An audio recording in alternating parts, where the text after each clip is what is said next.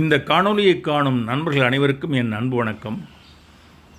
உடலை சுத்தம் செய்ய மருந்துகளை நோக்கி செல்கின்றோம். அதுபோல் மாசுபடிந்த உள்ளத்தை சுத்தம் செய்ய அமைதியான சூழல் நிறைந்த ஆன்மீகம் நிறைந்த இடங்களை நோக்கி செல்ல வேண்டும்.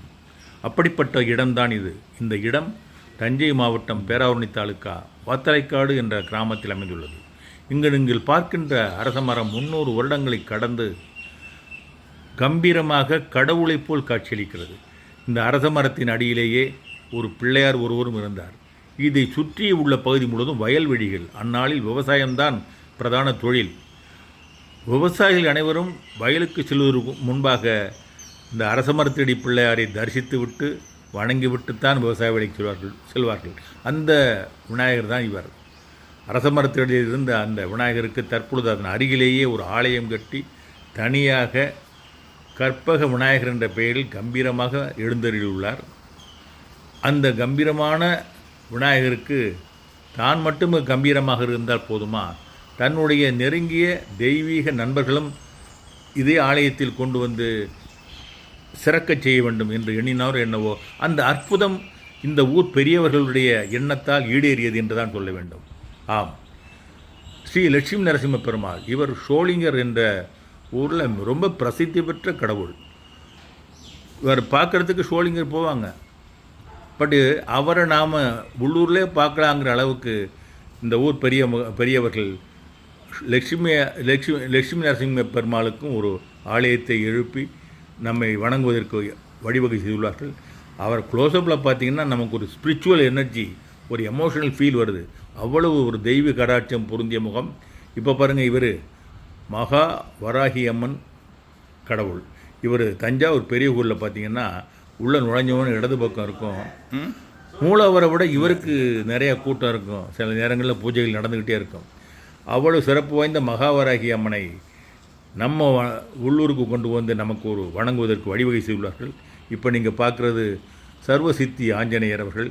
இவர் வழக்கத்திற்கு மாறான ஒரு ஆஞ்சநேயர்.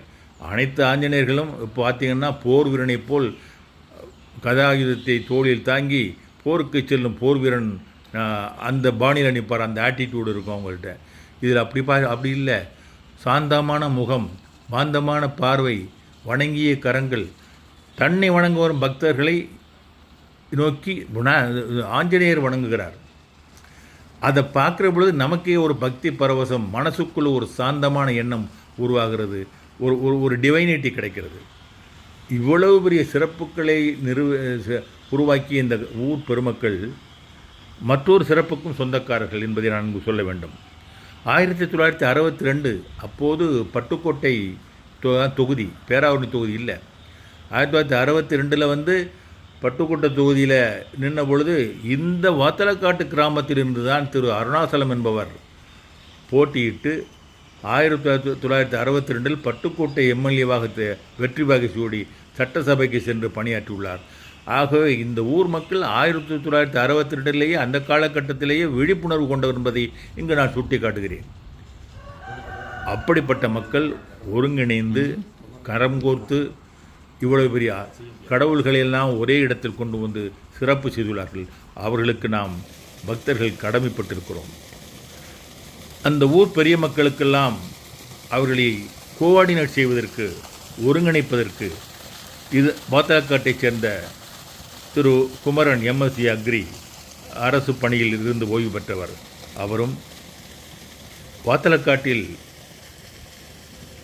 பெரும் தொழில் அதிபர்கள் எஸ்ஆர் என்று அன்புடன் அழைக்கப்படும் திரு ராமச்சந்திரன் அவர்கள் மற்றும் திரு பழனியப்பன் அவர்கள் மற்றும் திரு சுப்புரத்னம் அவர்கள், இவர்களெல்லாம் ஒருங்கிணைந்து அனைத்து பெருமக்களையும் கோஆர்டினேட் செய்து ஒருங்கிணைத்து இவ்வளவு ஒரு சிறப்புகளை செய்துள்ளார்கள். அவர்களுக்கு எங்கள் நன்றிகளை தெரிவித்துக் கொள்கிறோம். அது மட்டுமல்ல, சுற்றுவட்டார கிராமத்திலும் பங்களிப்பு செய்துள்ளார்கள். குறிப்பாக ஆவணம் கிராமத்திலிருந்து தொழிலதிபர்கள் தங்களுடைய பங்களிப்பு அளித்துள்ளார்கள். இதனுடைய விளைவாக இவ்வளவு சிறப்பான ஒரு ஆலயத்தை உருவாக்க முடிந்தது. அது மட்டுமல்ல, இந்த ஆலயத்தில் ஒவ்வொரு சனிக்கிழமையும் வியாழக்கிழமையும் வருகின்ற பக்தர்களுக்கு அறுசுவையினுடன் உணவளிக்கிறார்கள், அன்னதானம் செய்கிறார்கள். அதுபோல் ஒவ்வொரு அமாவாசை என்றும் வருகின்ற அத்துணை பக்தர்களும் ஆயிரக்கணக்கான பக்தர்கள் வந்தாலும் சரி அத்துணை பேருக்கும் அறுசுவையோடு அன்னதானம் செய்யும் வாத்தாலைக்காடு கிராம பெருமக்களை பக்தர்களாகிய நாங்கள் மனதார பாராட்டுகிறோம். நன்றி, வணக்கம்.